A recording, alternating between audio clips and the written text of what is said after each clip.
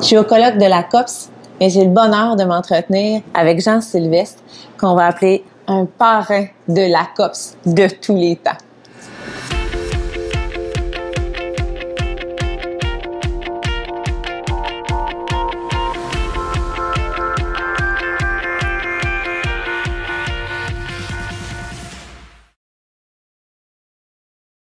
Bonjour Jean. Bonjour Stéphanie. C'est vraiment un bonheur de pouvoir te recevoir. Jean, toi, tu fais partie de la première garde. Tu as connu les pères fondateurs de la COPS. Comment tu les définirais? Bien, j'ai encore la chance de les côtoyer, ces pères-là, assez régulièrement. Alors, pour moi, c'est pas du passé, c'est encore du présent. C'est des présents, oui. Sauf dans le cas de Francis Ménard, ils étaient 4 à l'origine. Il y avait Marcel Labelle, il y avait Michel Arquette, Francis Ménard et Normand Pinet. Alors, sauf Francis qui malheureusement nous a quittés. Les 3 autres, j'ai encore des contacts avec ces gens-là assez régulièrement, puis ça me permet de faire le pont entre ce qu'eux voulaient faire et ce qui existe présentement. Et c'est très intéressant de pouvoir les côtoyer encore. Oui, puis comment tu les décrirais? Moi, je dirais que c'était dès les débuts des délinquants. Alors, c'est des gens qui avaient comme une vision de la pédagogie, puis qui sortaient un peu des sentiers battus, puis qui avaient le goût de façon originale de faire avancer le dossier. Et pour eux, l'élève, c'était le point central, puis ils voulaient faire évoluer les élèves du Québec vers une société du futur. Dès le début, c'était la COPS, et ça venait en contradiction déjà à ce moment-là avec toutes sortes d'influences où on s'occupait de la technique, on misait sur les technologies, non pas sur les apprentissages. Et eux, c'était pas ça qu'ils voulaient. Ils voulaient vraiment prendre un élève et l'élever au niveau de la société du futur et les outiller déjà vers la mondialisation du travail à cette époque-là. Alors, à ce moment-là, ils étaient très avant-gardistes déjà à leur époque. Au début de la COPS, la technologie n'existait pratiquement pas.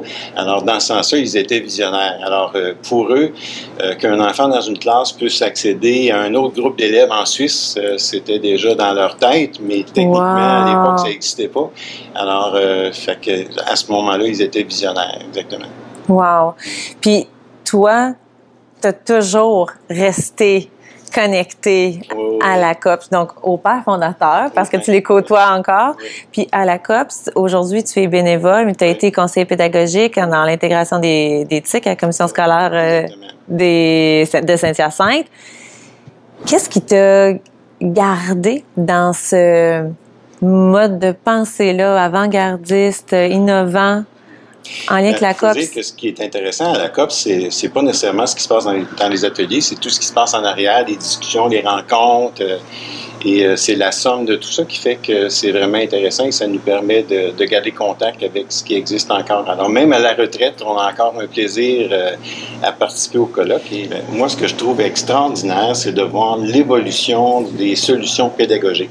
Sauf que il y a 20 ans, c'était comme des chicanes Mac PC ou utilisation des didacticiels par rapport au logiciel outils. C'était comme pas simpliste parce que ça ne l'était pas, mais il y avait comme des guerres de clans un petit peu par rapport à ces philosophies-là.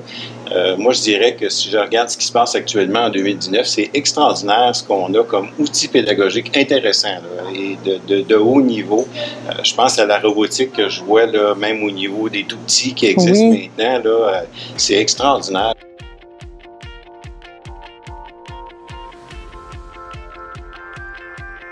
J'ai souvent vu à la COPS, puis ça fait longtemps, puis je pense que c'est encore plus facile de le voir présentement, c'est que souvent les gens qui viennent de l'extérieur, ils ont l'impression que la COPS c'est une entreprise avec 20 employés, puis tant le professionnalisme du colloque est important, puis tout ça. Mais les gens ne réalisent pas la fragilité de la COPS, dans le sens que c'est une poignée de bénévoles qui s'impliquent localement ou de façon temporaire lors du colloque, mais durant toute l'année. Le conseil d'administration, ce sont des bénévoles. Alors, il y a une toute petite équipe qui gère ça pendant l'année pour réussir à faire fonctionner ça. Les bénévoles qui s'impliquent, ils viennent avec leur cœur et leur énergie. Puis quand le colloque arrive, là, il arrive des bénévoles de partout qui foncent, puis qui s'impliquent, puis qui veulent que ça marche. Alors, ça fait un colloque qui est très vivant, puis qui est très apprécié des gens. Puis comme nous sommes en général des pédagogues qui aidons techniquement, ça crée une ambiance pour les gens qui viennent présenter qui est intéressante. Ça, c'est intéressant, puis c'est puissant aussi en même temps. C'est ce qui fait que 37 ans plus tard, l'association existe encore. Alors, des associations de 37 ans qui sont encore vivantes comme ça, je pense que c'est un bel exploit comme tel. Oui, puis tu l'as bien dit, parce que quand on parle de toi, on parle vraiment d'un modèle qui incarne les valeurs de la COPS, des gens de cœur. Il y a beaucoup la notion d'accompagnement, de retransmettre ce qui est vécu. Puis tu l'as souvent et bien dit, dans un contexte vraiment orienté sur la pédagogie. Puis personnellement, tu sais, je sais que la plupart des gens qui m'ont parlé de leur expérience de bénévolat partagent toujours aussi une portion qu'ils en ont tirée comme bénéfice pour eux-mêmes. Bien sûr. Comment toi, ça se traduit? Ben, je dirais que c'est comme une boule d'énergie là, qu'on a ressentie durant 3 jours, 4 jours. Et quand on retourne chez nous, on se dit, on est rempli de cette énergie-là, puis des contacts qu'on a eus, puis des sourires qu'on a vus. Puis même au niveau des exposants ou au niveau des autres partenaires qui sont autour de nous, là, ça dégage une belle énergie, je trouve, qui est importante là, comme telle. Puis c'est des collaborations aussi qui s'installent, qui perdurent dans le temps.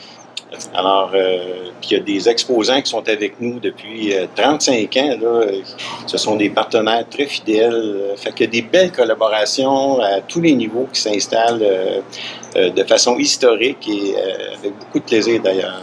Alors, comme bénévole, quand on retourne chez nous, on dit, bon, on a eu du plaisir, ça a été agréable, puis je pense qu'on a fait la portion de partager des choses, puis quand l'objectif final, au fond, c'est un réseau d'échange, hein, c'est les gens qui échangent entre eux, ce sont des enseignants qui retournent à l'école, qui se disent, bon, ben moi, j'ai vu telle chose, tel outil qui pourrait me rendre service, et la COPS a toujours été près des gens de la base. Ça, c'est la particularité de la COPS, de dire, bon, ben, ce sont des enseignants qui viennent trouver des idées, de trouver des nouvelles façons de faire ou de se donner des orientations différentes.